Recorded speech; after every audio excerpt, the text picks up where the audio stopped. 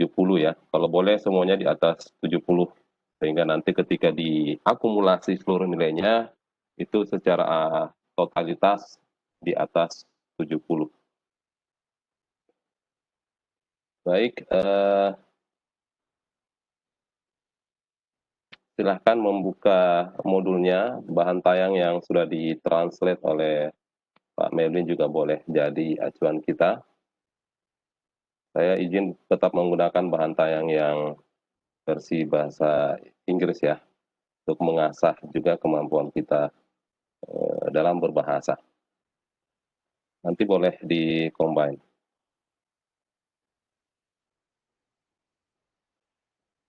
Ya, sambil saya persiapan, saya juga ingin mengenal lebih jauh lagi, boleh aktif kamera dulu. Saya ingin menyapa pagi ini Nur Santi Sena. Ini dari mana? SMK? Itu Kiki, Pak. Hari ini jadi moderator. Oh, Ibu dari Faton. Iya. Oh ya. Kemudian Abdul Jalil. Sebelumnya dari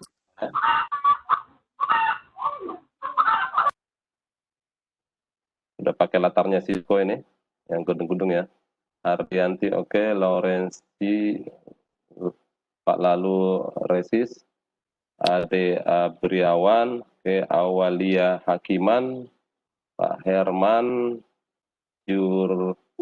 Jumarni, Ibu Jumarni, kemudian Pak Muhammad Tang, Pak Maludin Lombi, Muslimin, Nurfida, ini dari Bone ya, Siti Umrah, Sunarti Kadir, dan Bu Yuli.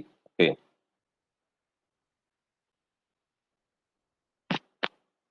Ada kesulitan mengakses LMS kita? Yang terutama yang belum ujian? Nggak ada masalah? Tidak ada. Hanya kemarin ada kendala koneksi. Koneksi ya? Koneksi di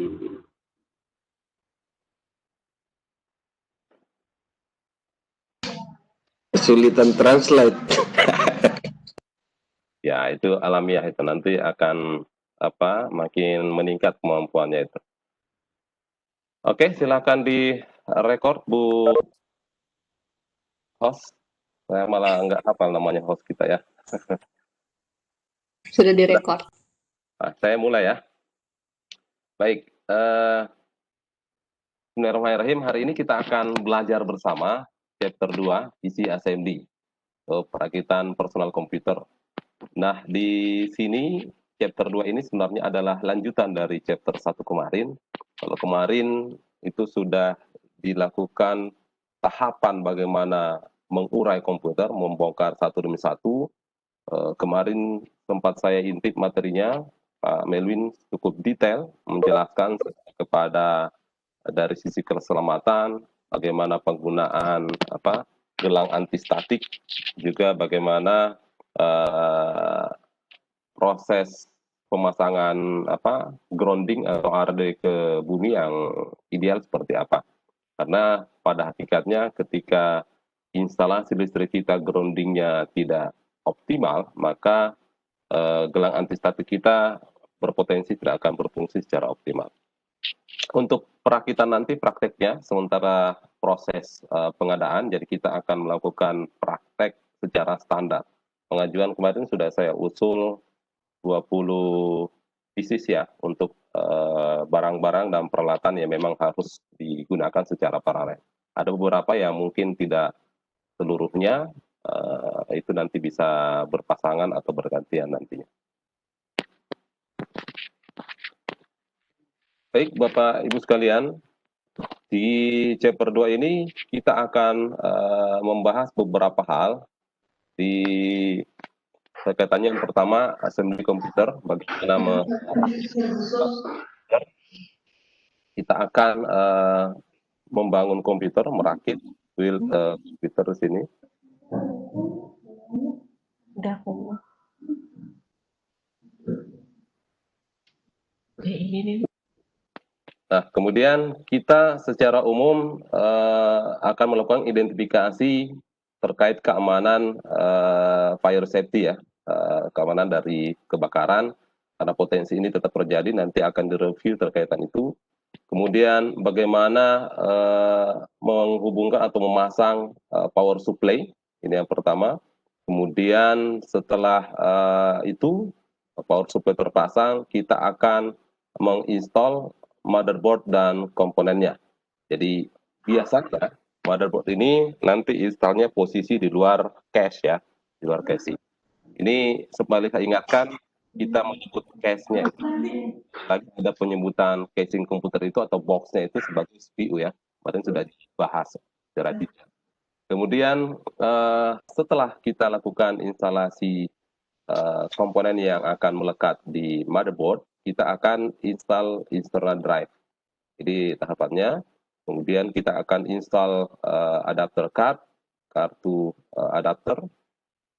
Ada mudah-mudahan yang nanti dibeli itu semuanya berbasis card, bukan yang onboard, sehingga aktivitas kita nanti betul-betul bisa mengidentifikasi mana adapter card yang idealnya dipasang saat instalasi. Mostly desain motherboard yang beberapa dekade itu banyak memang yang integrated sudah langsung di motherboard. Kemudian kita akan identifikasi penyimpanan tambahan. Kita identifikasi apa saja yang masuk kategori additional storage. Kemudian kita akan menghubungkan komponen komputer itu dengan kabel yang sesuai. Nanti kabelingnya mulai dari kabel power, kabel data, kabel indikator di front panel, dan seterusnya. Ini akan butuh konsentrasi untuk kita memasangnya. Banyak kejadian ketika mendampingi anak-anak SMK merakit karena tidak teliti, kabel indikatornya biasanya ketukar antara kabel power dan reset. Itu masih terpisah ya. Di desain sekarang agak sedikit berbeda. Itu yang akan kita bahas. Baik, Bapak Ibu sekalian, yang pertama kita akan sama-sama menonton, mudah-mudahan sudah direview juga materinya kemarin, berkaitan dengan penjelasan secara umum kaitannya dengan fire safety. Jadi kaitannya dengan pengamanan untuk antisipasi kebakaran. Di video ini akan jelaskan tentang bagaimana kondisi umum dan fire safety yang bisa terjadi pada saat kita bekerja dengan komputer. Pertama, kita disarankan untuk melepas jam tangan dan perhiasan. Jadi apalagi nanti kalau kita ke kantor tidak usah banyak bawa perhiasan yang mewah ya. Cukup siapkan mental, fisik, dan kesehatan dan alat-alat yang dibutuhkan. Kemudian pastikan turn off and unplug equipment. Pastikan matikan atau lepaskan peralatan kita dari sumber daya listrik. Dicabut semua komponen listrik yang terhubung ke listrik dengan mengamplak atau menarik dari soket yang ada di listrik. Kemudian remove clutter from workspace, kita singkatkan komponen-komponen yang berbahaya, yang sifatnya tajam dari meja kerja kita. Cover sub-edge inside the computer, ini penting, saya juga sering jadi korban ya. Kita tutup bagian yang tajam di bagian inside komputer, biasanya sudut-sudut dari casing, terutama yang masih menggunakan plat, itu kita tutup, biasanya kita lilit dengan plaster ya, sehingga ketika tangan kita masuk, kalaupun tersentuh ujung tajam, sudah kita lindungi bagian tajamnya, sehingga tidak menggores tangan kita nantinya. Kemudian wear safety goggles, kita menggunakan kacamata safety, kemudian proper flighting prosedur, ini yang bagaimana proper lifting prosedur, bagaimana prosedur mengangkat yang aman untuk menjaga fisik kita ya. Saya usia sudah di atas 40, sudah harus hati-hati ketika mengangkat beban berat, tetap prosedurnya tetap kita lakukan. Kemudian tabung pemadam kebakaran harus tersedia, bagaimana ratingnya, bagaimana penggunaannya, itu akan dibahas sebentar. Baik, kita tonton sama-sama videonya ya.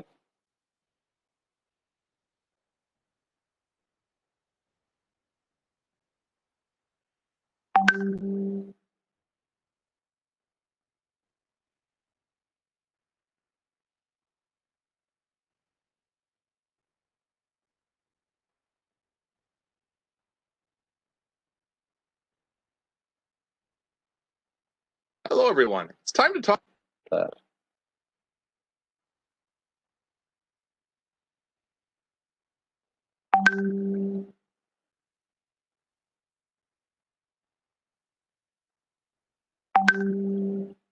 Apakah sudah terlihat? Browser saya sudah terlihat ya. Saya maximize. Sudah, Pak. Siap, sudah, Pak. Kita sama-sama tonton ya. Let's Nanti go over saya some guidelines in order to avoid cuts, burns, electrical shock, and damage to your eyesight. To start off, we want to remove any watches or jewelry and also secure our loose clothing. Done.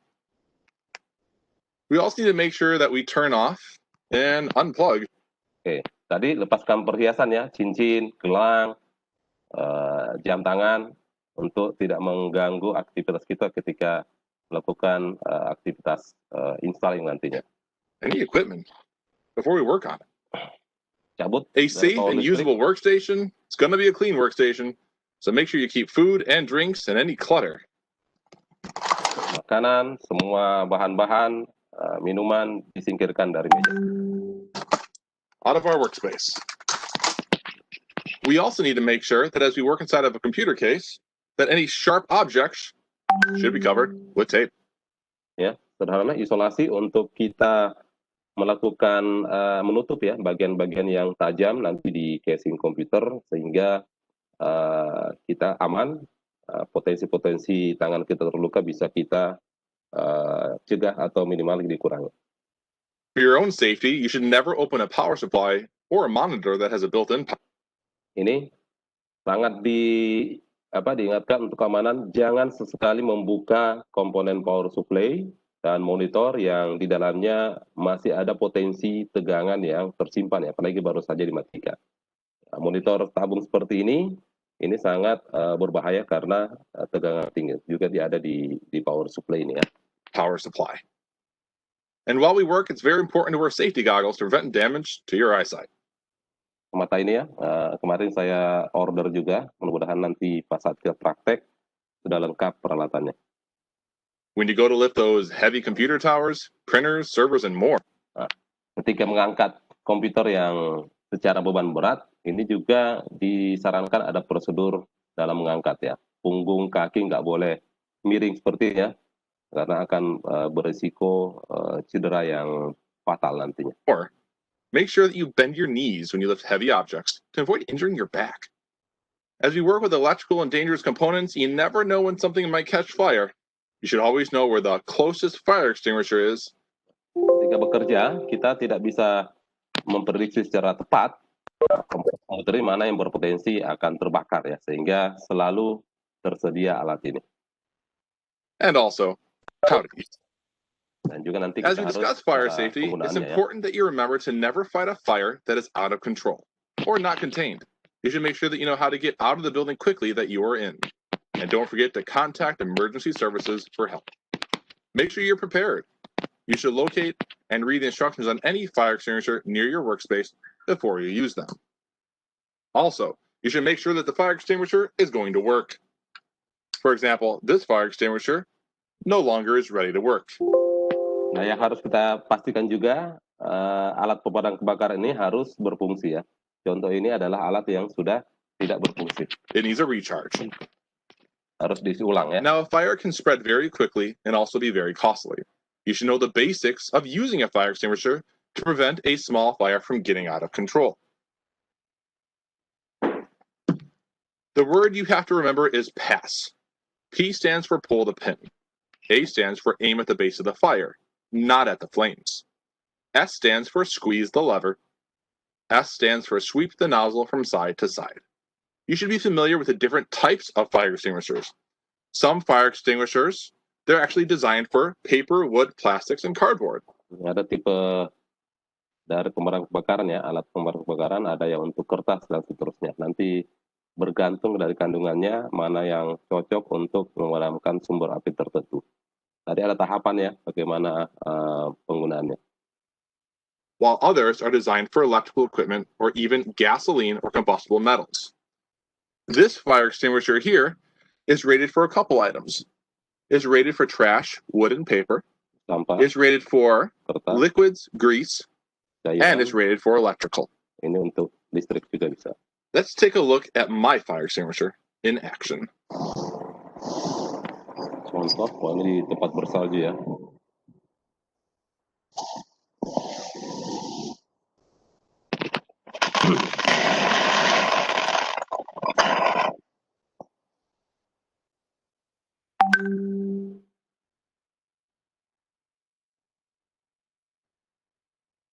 Baik, Bapak Ibu, ada komentar untuk video pertama tadi, bagaimana standar keamanan yang disarankan oleh Cisco sampai sebegitu detailnya ya. Saya yakin untuk prosedur ini kita di Indonesia boleh jadi, bahkan kami baru sebenarnya belum terlalu care kemarin, tapi karena kesempatan sudah mulai menyiapkan. Apakah di sekolah Anda peduli untuk kondisi ini? Nah ini yang mungkin berbeda dengan culture kita ya. Ada pengalaman, komentar silahkan untuk video pertama ini. Kaitannya keamanan dalam antisipasi ketika kita melakukan installing komputer. Monggo, silakan Pak.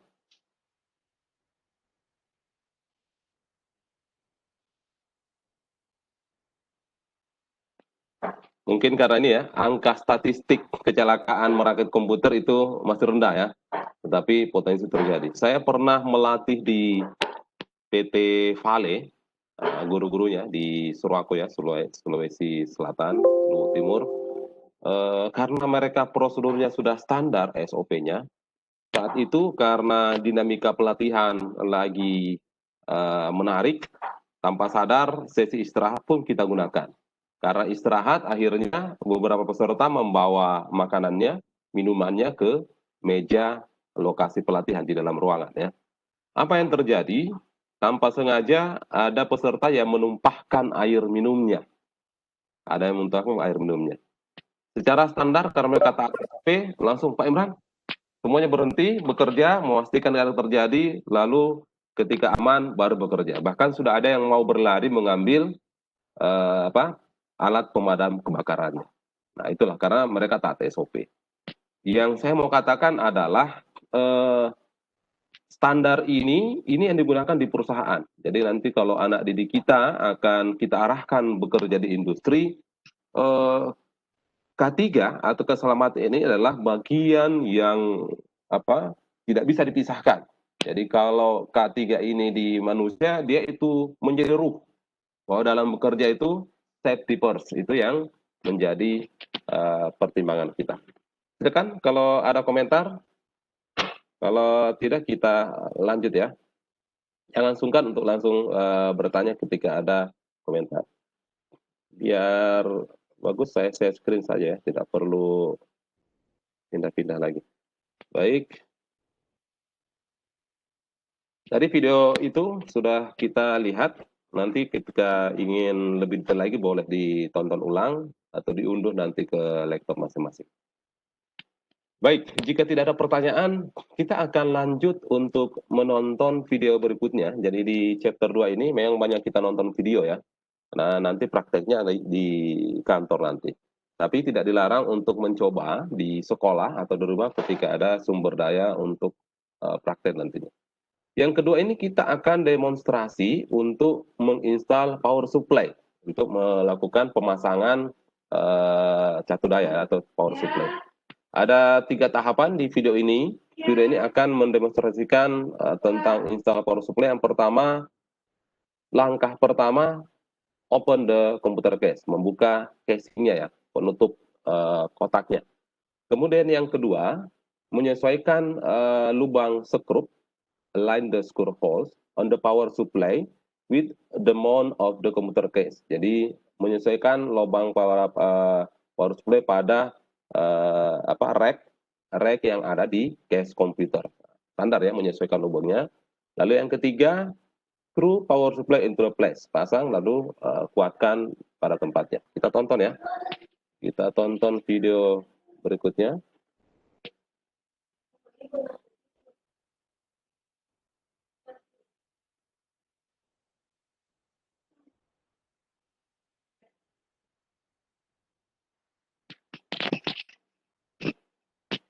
Hello, everyone. We've got our PC desktop tower here.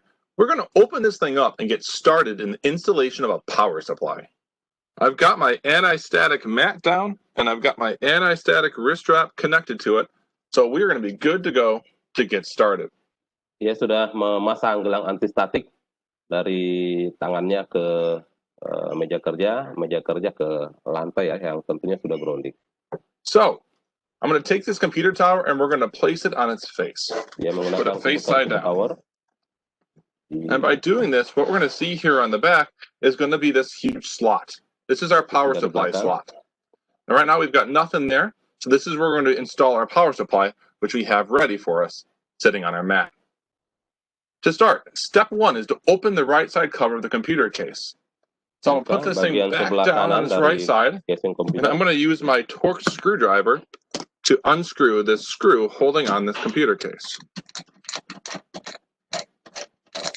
Oke, menggunakan obeng plus. I'll slide off the cover, and we'll be able to take a look at the inside of our computer tower. Now, at this point in time, we have an empty computer tower. We have nothing installed at the moment. All we have are some USB and audio headers attached to the front of the case. Ada USB. If I put the case front side down, we can view these adapter card slots here, right above the power supply slot on the back. Our power supply unit, known as a PSU, that's what we're about to install. So let's chat about the PSU. Now, right now with this PSU, it's got so many watts. This is a 450 watt power supply. And on this PSU, it is currently set to 115 volt, the US standard. If you look closely at the PSU, we can actually take a look at more details of it, including form factor for the PSU. But that's not for us at this moment. Jadi penting untuk kita melihat power supply unitnya, ada spesifikasinya, lihat tegangannya, arus yang terpasang, dan spesifikasi lain. Now, for us, make sure you plan ahead and choose the correct power supply unit for your computer build, especially if your CPU and choice of graphics cards are going to pull a lot of power. Ya. Now, step 2. Power supply ini yang jadi pertimbangan adalah komponen-komponen yang akan kita pasang nanti, kebutuhan dayanya seperti apa. Makin banyak komponen yang berputar akan kita pasang, tentu harus kita hitung lagi berapa watt kebutuhan sebenarnya. Contoh, untuk instalasi yang sekarang, yang cooling device-nya itu mungkin di extend, ditambah, menambah kipas, bahkan yang ekstrim menambah radiator, itu perlu dihitung apakah kemampuan sumber daya dari power supply ini masih memenuhi untuk bisa mengoperasikan seluruh komponen yang akan disuplai power listriknya nanti. We need to align the screw holes of our power supply with this power supply slot. Ini langkah kedua. So we have the power supply slot here. I'm going to take my power supply and put it into play. And we can take a look at those screw holes that are about to line up and see if we can lock this in. Now my case is really cool because it actually has a locking mechanism that I can let go of the power supply.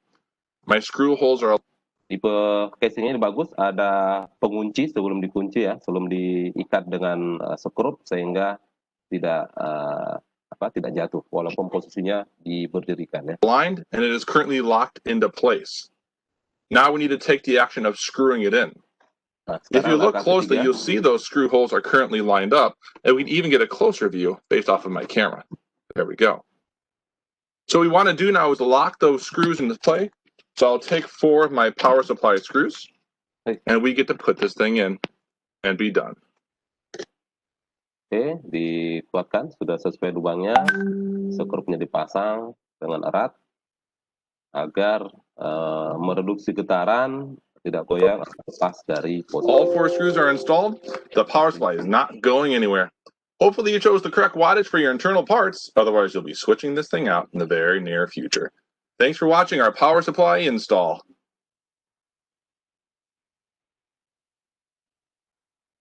Baik, sederhana ya untuk installing power supply-nya. Baik, Bapak Ibu sekalian, ada pertanyaan, komentar untuk installing power supply? Sederhana ya, tidak masalah. Tadi yang mungkin menjadi perhatian kita adalah ketika mengganti power supply, apakah kebutuhan dayanya itu sesuai dengan komponen-komponen yang ada ya. Misalnya dari standarnya kita hanya pasang satu hard disk, kita karena kebutuhan berkembang kita tambah hard disk. Karena kebutuhannya kita mungkin lakukan overclocking yang tadinya satu kipas kita tambah kipas yang lain dan seterusnya. Itu yang secara rasional harus kita pertimbangkan.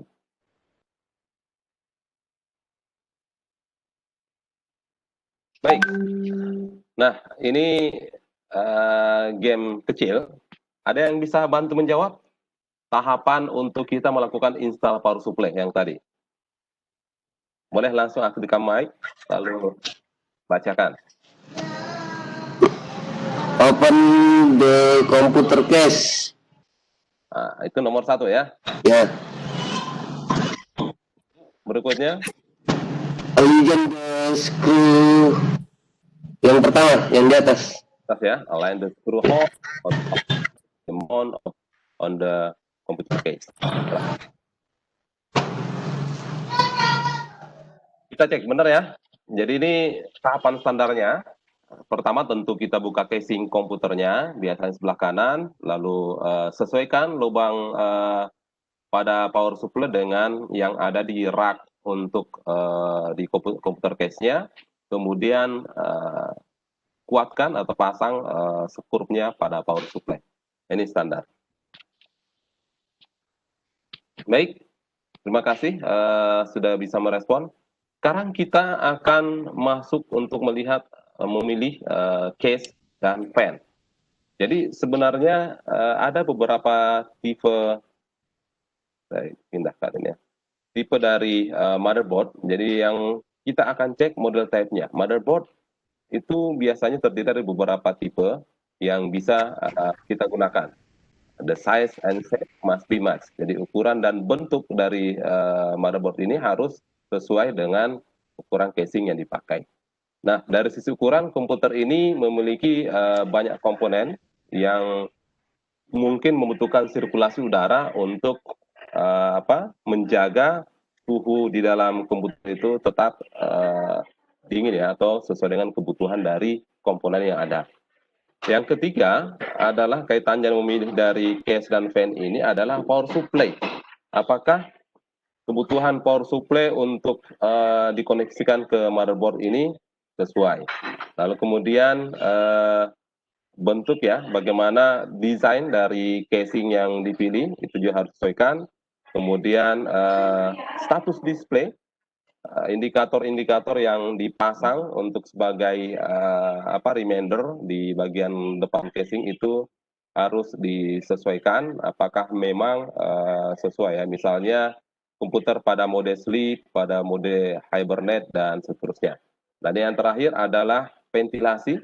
Semua case itu memiliki titik ventilasi untuk power supply dan beberapa komponen di bagian belakang untuk mengatur sirkulasi udara ke dalam sistem kita.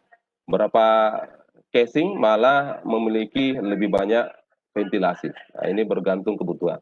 Coba Anda bandingkan casing-casing yang tower biasa dengan casing yang dedikasinya untuk melayani lebih ya, seperti komputer server. Saya pernah waktu masih sering ngangkat-ngangkat, tidak kuat tuh ngangkat satu Intel Xeon yang masih tahun-tahun 90-an. Butuh 2 atau 3 orang agar tidak terlalu berat. Nah, di dalamnya banyak sekali ventilasi karena sirkulasi udara yang dibutuhkan itu lebih tinggi permintaannya. Ini beberapa tipe ya. Ketika kita memilih case dan fan, ini bisa kita lihat dari beberapa hal. Nah, faktor-faktor yang menjadi pertimbangan untuk kita memilih kipas untuk casing, yang pertama adalah ukuran daripada casing tersebut. Yang jadi pertimbangan ketika kita di faktor ukuran casing ini adalah ukuran atau besar dari para casing ini biasanya makin besar casing itu, maka makin membutuhkan kipas yang besar. Karena ketika kipasnya itu kecil, maka sirkulasi udara itu tidak bisa dibuat dengan kebutuhannya. Jadi makin besar casing, biasanya kipas juga dibutuhkan lebih besar. Yang kedua adalah selain ukuran adalah kecepatan dari kipas. Nah, kipas yang besar ini bisa berputar lebih lambat dengan kipas yang kecil. Tetapi perbandingannya adalah bisa mereduksi lebih banyak kebisingan ya, bisa lebih lebih senyap ya dibanding yang besar. Jadi ini pertimbangan kaitannya dengan kecepatan kipas. Lalu jumlah komponen, ini juga perlu kita pertimbangkan. Jumlah komponen ini, makin banyak komponen yang ditambahkan dalam komputer, maka akan makin berpotensi menambah panas ya. Jadi komponen kita makin banyak di komputer kita, maka potensi untuk panas itu akan lebih banyak atau lebih cepat ya. Sehingga kita membutuhkan lebih banyak kipas. Kipas yang lebih besar atau kipas yang lebih cepat. Ini menjadi pertimbangan ketika kita menambahkan banyak komponen di dalam PC kita. Berikut juga adalah lingkungan kita, physical environment. Apakah kita tinggal di suhu ruang yang relatif panas atau suhu ruang yang normal? Nah, kipas fan ini juga harus bisa mencegah panas ya, ketika dia disimpan memunculkan menjaga suhu ya ketika berada pada posisi yang relatif dingin. Kalau kita di Indonesia karena tropis, justru kipas ini harus bisa menjaga agar tetap pada posisi dingin ya. Jumlah mounting place available. Nah ini, apakah banyak yang terpasang atau titik yang bisa untuk dipasang kipas ini juga ya. Karena beberapa tipe case itu memang sudah terbatas titik atau spot fan yang bisa dipasang ya. Beberapa casing atau ketika casing itu berbeda juga biasanya bergantung jumlah supporting pemasangan kipasnya.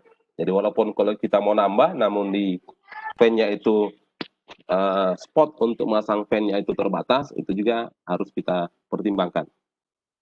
Kemudian lokasi mounting place available, berbeda casing tentu berbeda lokasi penyimpanan fan-nya. Jadi biasanya ada yang di bagian melekat di bawah power supply, ada yang di bawah dari slot untuk extension card-nya, ada yang di dalam fan-nya sehingga di dalam area di atas motherboard sehingga bisa menarik sirkulasi udara lebih cepat.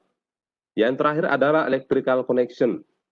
Beberapa case komputer, beberapa case fan ini sudah terkoneksi langsung pada motherboard sehingga lebih mudah ya.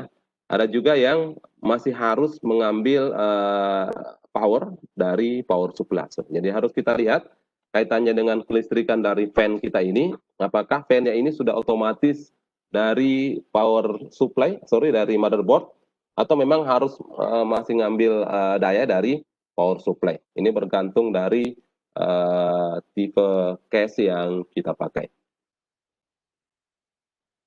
Nah, berikutnya bagaimana pertimbangan kita dalam memilih power supply. Nah, beberapa hal yang bisa menjadi pertimbangan ketika kita melakukan identifikasi atau pemilihan power supply. Yang pertama itu adalah tipe motherboard. Ini sama ya. Jangan sampai power supply-nya tidak support dengan motherboard yang akan kita gunakan. Jadi harus kompatibel dengan motherboard. Kemudian watt yang dibutuhkan. Berapa watt sih yang kita butuhkan? Saya mau power supply yang 350 watt aja lah. Saya walaupun sekarang belum butuh karena ada potensi akan nambah komponen, saya mau pasang yang 450 watt. Monggo itu yang menjadi pertimbangan. Penambahan watt ini harus disesuaikan dengan komponen ya.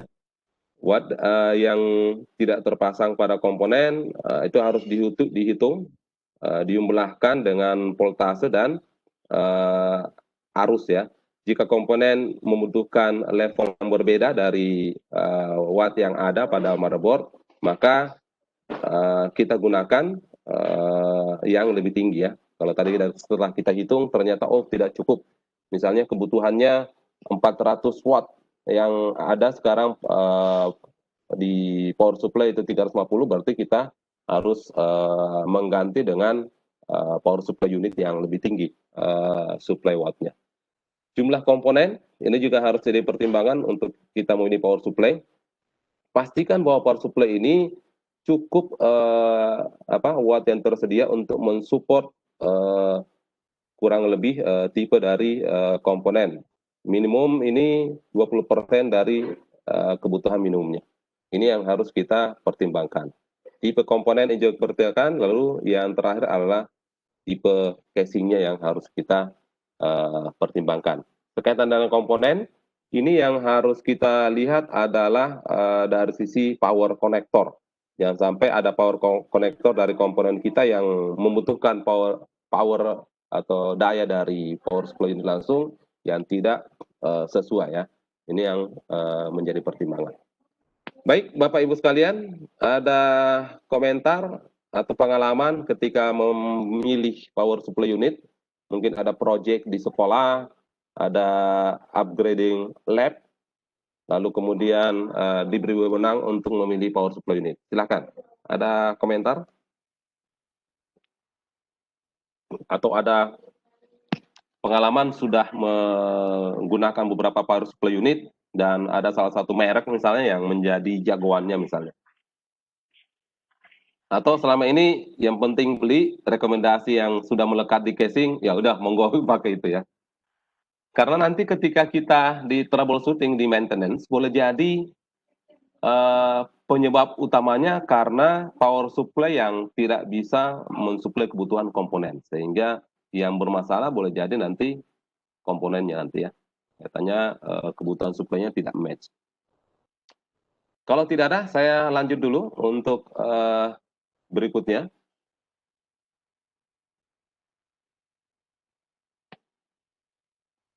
Jadi power supply ini beberapa pertimbangan ya yang akan kita pilih.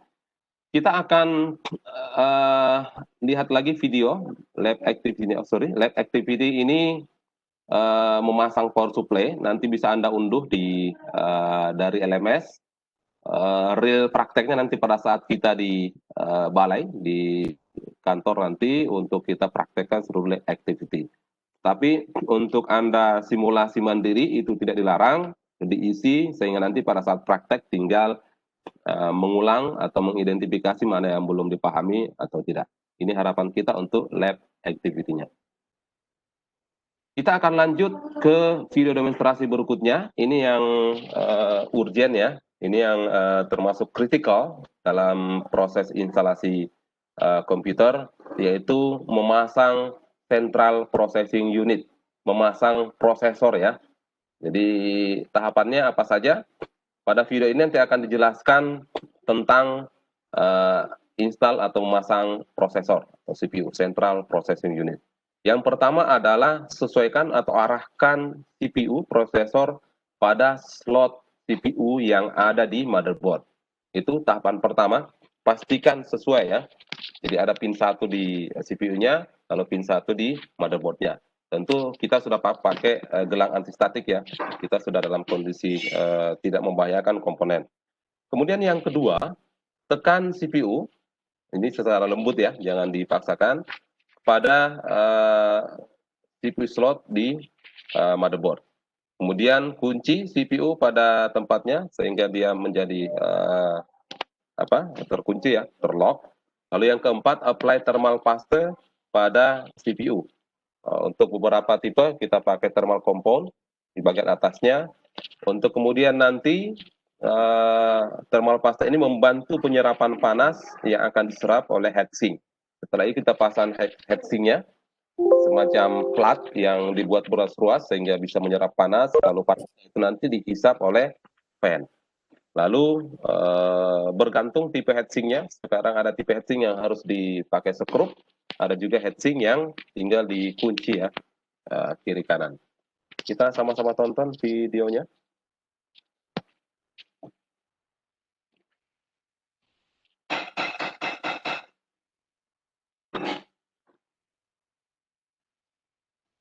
ini nanti ya di bagian untuk unduh lab activity, tinggal Anda klik lab activity-nya ya. Nanti akan diarahkan untuk open tab. Lab activity-nya seperti ini.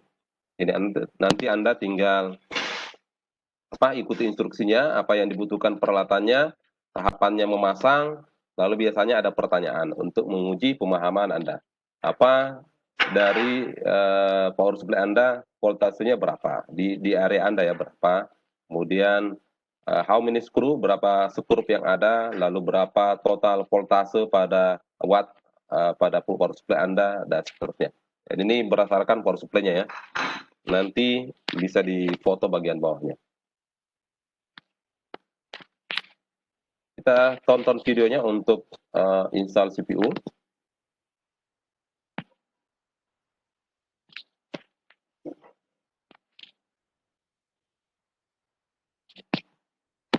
We're going to install a CPU, Central Processing Unit, into our motherboard.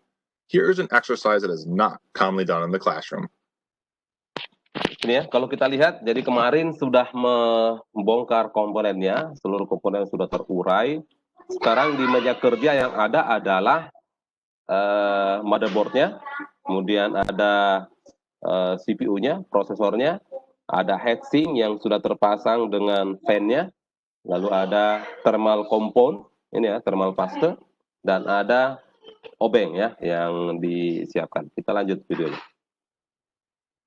We're going to take a CPU, like this chip here, and we're going to install it into our motherboard slot. Now, what we must do is orient the CPU. Step 1 is locating pin 1. Yeah. Pin 1 is usually what indicates how the CPU orientation should work. Pin 1 itu biasanya diberi titik, tanda panah atau segitiga. Ini mengindikasikan bahwa lokasi pin 1 itu di sini di chip prosesornya.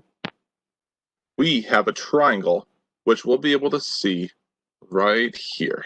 Let me Dan zoom in. di slotnya di motherboard And this juga ada segitiga. triangle is what's going to inform us of the alignment of pin 1. Now, if we go to our motherboard and we open up our motherboard slot,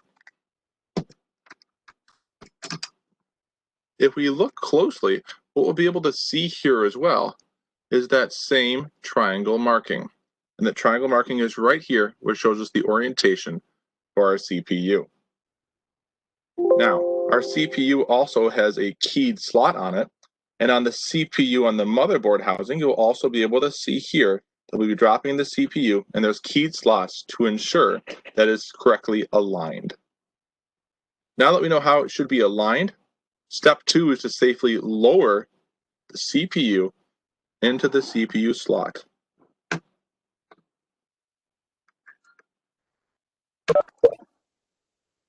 Oke, For jadi step 3, we can lower the CPU housing and lock the lever into place to hold our CPU firmly. pastikan sudah pasti dipasang di posisi 1, letakkan, lalu dikunci ya. In place.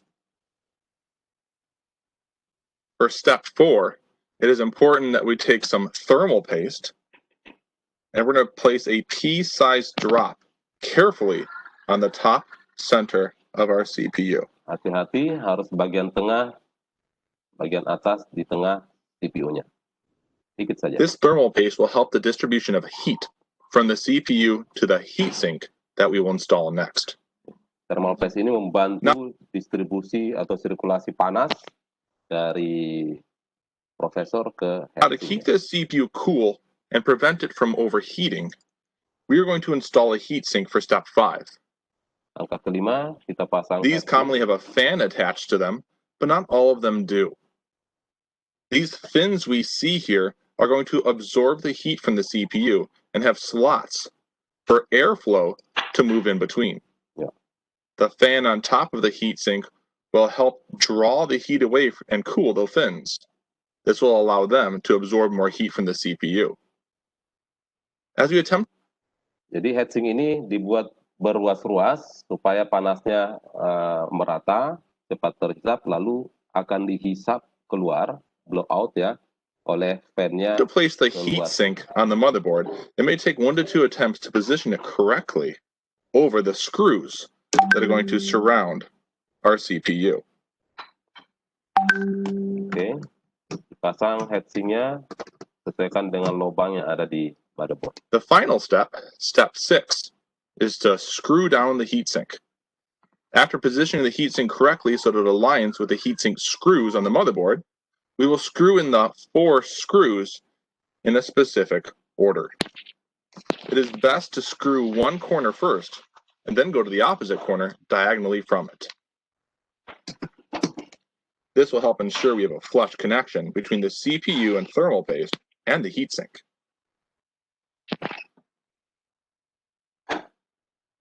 As I mentioned, we'll go diagonally across to the other corner.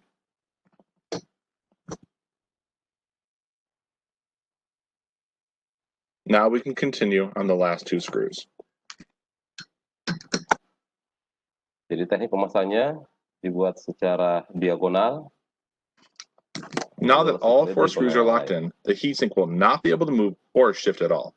Having a tight and flush fitting will also allow the CPU to better stay cool.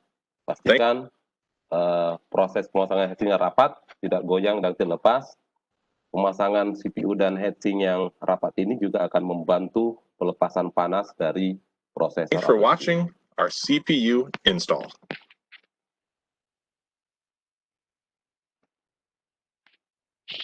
Baik, Bapak Ibu sekalian, ada komentar berkaitan pemasangan video pemasangan CPU ini? Ada pengalaman menarik? Monggo. Ya, Pak. Ada, Pak. Silakan, Pak. Lalu ya. Iya.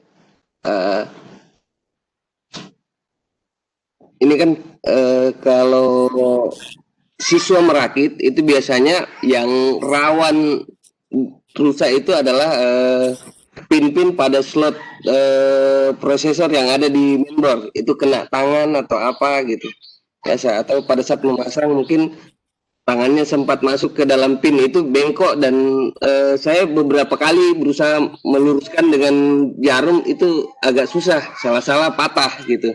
Yang pertama. Yang kedua, dalam assembly kendalanya biasa siswa ketika dia membeli mainboard dan prosesor itu kadang-kadang tidak support. Umpama misalnya dia beli mainboard H81, tetapi dia beli prosesor yang tidak support dengan H81 gitu. Dia beli prosesor yang H85 gitu. Jadi pas dia mau rakit nggak support atau nggak masuk, nggak sesuai dengan slot mainboard yang ada di slot prosesor yang ada di mainboard. Saya kira seperti itu, Pak. Iya, menarik, Pak. Siapa tadi, Pak? Lalu ya. Baik, memang yang saat kita assembly komputer atau merakit komputer yang paling kritikal adalah pada saat pemasangan CPU-nya. Di pengalaman kemarin memang kalau sudah bengkok, sudah saya simpan saja tuh. Sudah bisa menjadi alat bantu untuk praktek saja. Karena kalau mau diluruskan paksa pasti patah. Yang bisa kita lakukan adalah di langkah pencegahannya. Karena ini kritikal, pastikan cara memegangnya, cara menyimpannya, dan cara memasangnya. Jadi yang tadi itu boleh jadi pernah saya dapati di luar pengawasan saya, mungkin kelemahan saya, pada saat anak PKL itu di kantor saya yang lama, belum memastikan posisi tadi pin itu, pin satunya ya, yang ada kode segitiganya di bagian topnya, juga di motherboard, itu tidak sesuai. Lalu ditekan paksa, lalu kemudian nggak bisa dikunci kan, pastinya kan nggak akan masuk ya. Lalu dipanggil saya, Pak, kok nggak bisa masuk? Saya datang, udah terlambat, udah banyak yang bengkok, ya udah. Itu menjadi pembelajaran resiko ya, tetapi menariknya sudah menjadi pembelajaran. Itu yang memang harus kita pastikan. Yang kedua kaitannya tadi ketidaksesuaian antara prosesor dengan supporting motherboardnya juga penting ya. Itu yang menjadi pertimbangan nanti akan dibahas ketika kita memilih CPU atau prosesor dengan motherboardnya. Juga termasuk yang lebih jauh adalah kita baca spek daripada motherboardnya dan juga spek dari CPU-nya. Terkait yang paling utama adalah kalau di motherboard itu adalah frontside busnya. Jadi frontside bus ini yang memang menjadi ukuran ya. Jadi kalau ilustrasi di motherboard itu adalah jalan rayanya, jalan tolnya, selebar apa sih jalannya? Jangan sampai CPU yang kita beli ini truk nggak bisa muat di jalan raya. Itu yang juga jadi pertimbangan ya. Baik, ada lagi sebelum kita lanjut. Jadi memang nanti sebagai guru TKJ RPL Multimedia ketika mendampingi siswa kita yang kritikal di sini ya. Ada pertanyaan Pak. Ada Monggo, pertanyaan. silakan. Begini Pak, terima kasih atas kesempatan yang diberikan kepada saya menyangkut tentang materi yang Bapak sampaikan tadi. Begini Pak, masalah pemasangan headphone. Headphone ya. Headphone itu kan dua macam Pak. Ya. Diputar kayak tadi yang di video. Kemudian ada yang dikunci pakai kaki. Kunci ya. Ya. Headphone model yang pakai obeng atau di itu. Pertanyaan saya di sini Pak, begini. Bagaimana caranya menentukan bahwa sampai batas ini saja putaran more-nya atau bautnya, putaran bautnya dengan menggunakan obeng, bahwa ini sudah kencang. Karena biasa begini, anggaplah misalnya begini Pak, kalau kita pasangi, nah, biasa putaran, ya kan? Nah, kalau 10 putaran itu sudah agak kencang, akhirnya bisa merusak prosesor di bawah. Kan kalau terlalu kencang itu pasti Pak, rusak prosesor. Iya. Nah, kalau misalnya hanya yang pakai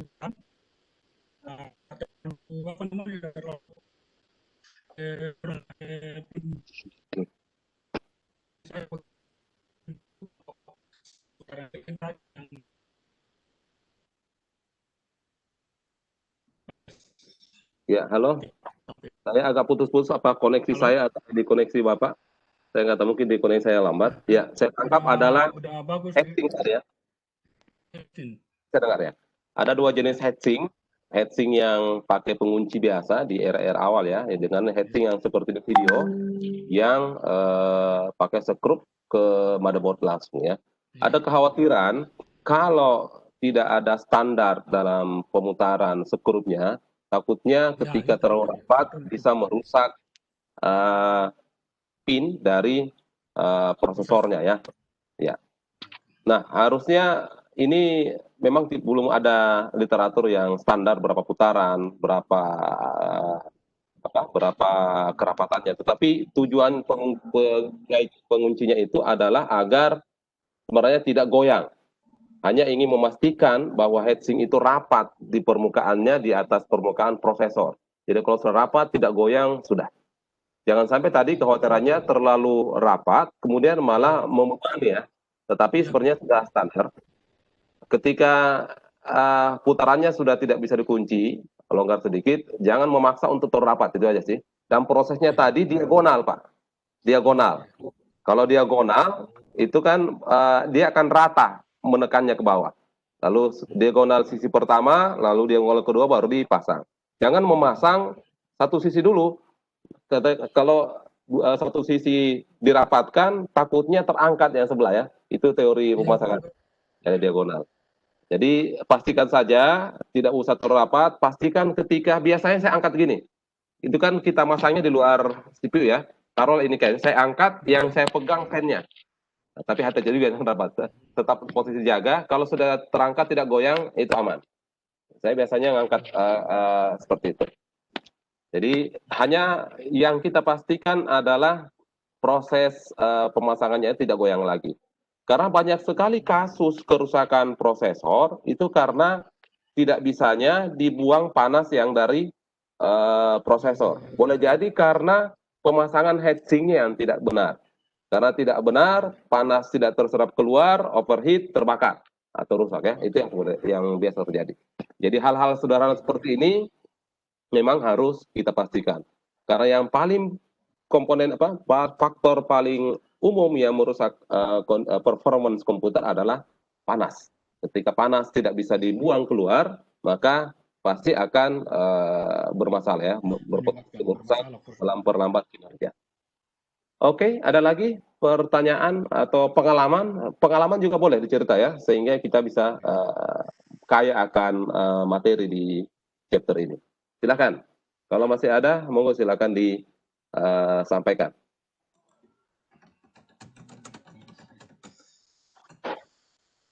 Kalau nggak ada, mohon izin lanjut dulu ya. Jadi tadi di video tadi, yang paling mendasar adalah di langkah 1 ya. Siswa itu sebelum masang pastikan mengenali mana pin 1 di CPU dan mana posisi pin 1 untuk slot di motherboard. Itu kata kuncinya.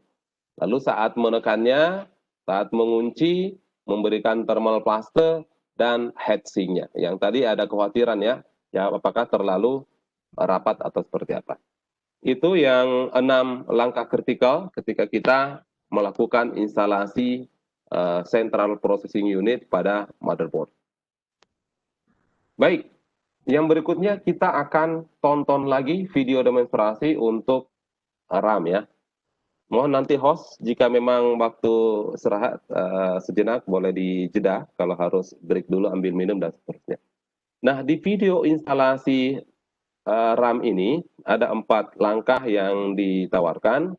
Yang pertama adalah open RAM slot level. Jadi dibuka pengunci RAM-nya, kemudian sama seperti tadi arahkan RAM chip pada motherboard slot, lalu tempatkan pada RAM pada slot, lalu tekan firmly dengan lembut sampai penguncinya sampai RAM itu terkunci ya. Biasanya bunyi klik di RAM sehingga kedua ujungnya itu rapat dan tidak goyang lagi.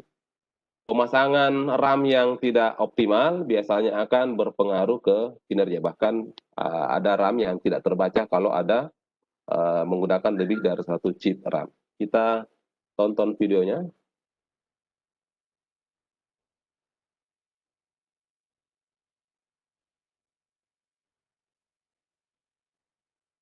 Nah ini sebentar, kita tonton video dulu ya. Sebentar kita cek pemahaman.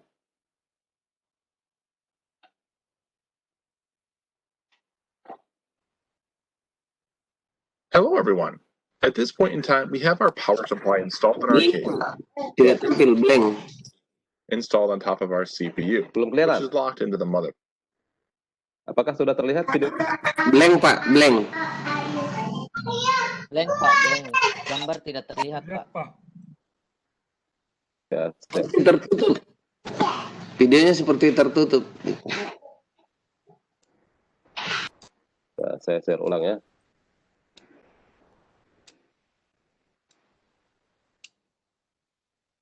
Sudah terlihat? Oke Pak. Oke Pak. Sudah terlihat. Hello, everyone. At this point in time, we have our power supply installed in our case. We also have our heatsink installed on top of our CPU, which is Ini lanjutan ya. Dia katakan sudah terinstall power supply di casing dan sudah memasang prosesor dan heatsink locked into the motherboard. Now, before we move this entire setup into our computer case, we will install the RAM modules. These are the RAM modules. It's much easier to install these now than after we have this entire setup screwed into the case. On our motherboard, we have 2 slots to add RAM.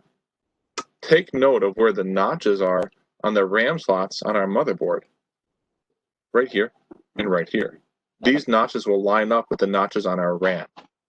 Step 1 is to open the levers on the RAM slots of the motherboard. We're going to open them as far as they will go. And click into place. This should require almost no force.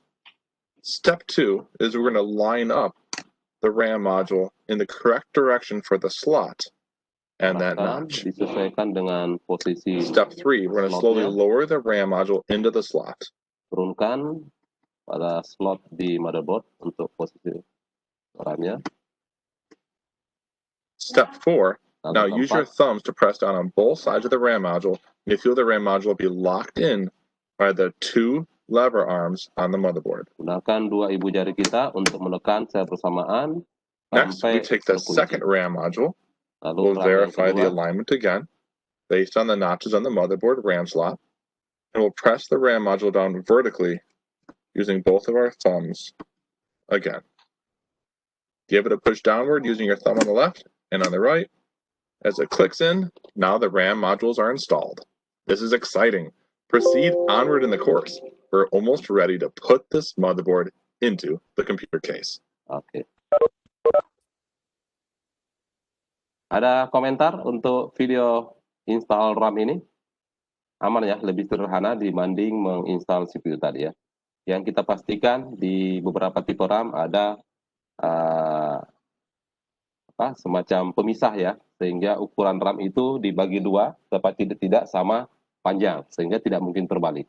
Itu yang menjadi pertimbangan. Baik, kita mundur sedikit. Saya ingin kita mengecek pemahaman kita kaitannya dengan install CPU tadi. Silahkan, ada yang mau mencoba? 6 tahapan kita menginstal CPU, biar makin melekat ya di memori kita. Silahkan. Boleh langsung aktifkan mic.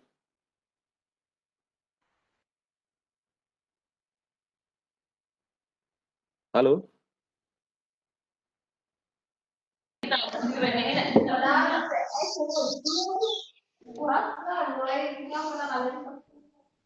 Yang Ya. Paling atas mungkin. paling atas. Lay CPU into socket. Oke, yang kedua yang mana? Nanti kita cek ya.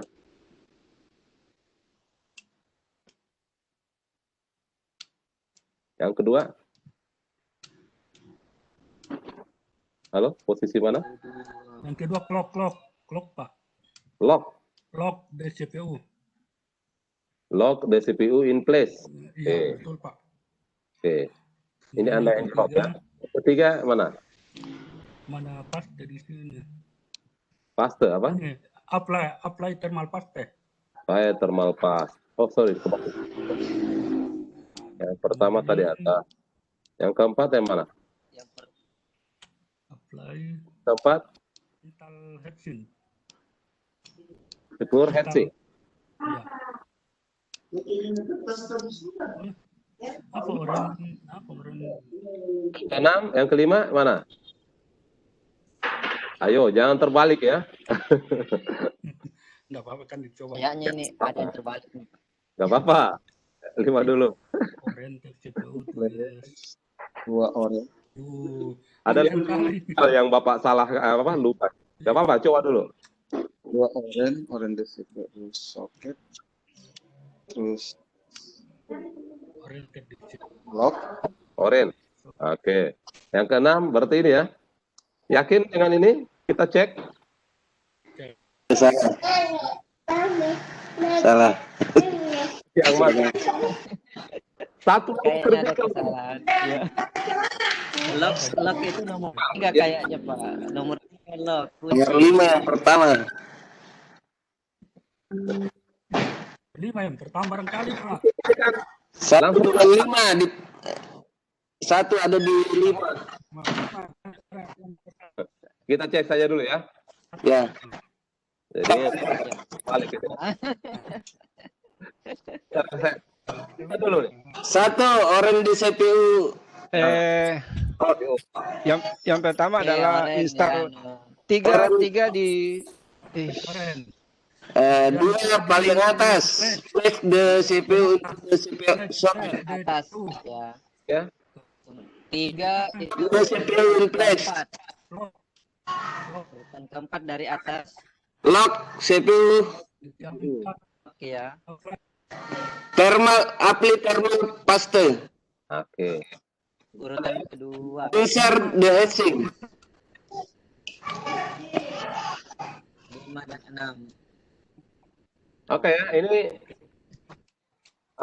karena pengaruh saya. Yang penting tahapannya yang paling kritikal adalah ini satu ya. Harus pastikan satu. Orient. Gambarnya di kecil yang ada tanda segitiga. Yang ada tanda di Oke. Ini yang Anda simulasi sendiri ya, bisa dicoba di LMS-nya. Berikut, kita cek lagi pemahaman untuk install RAM.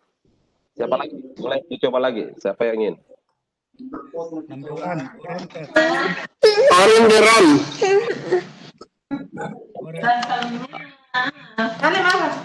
Bajunya bagus, kegantung.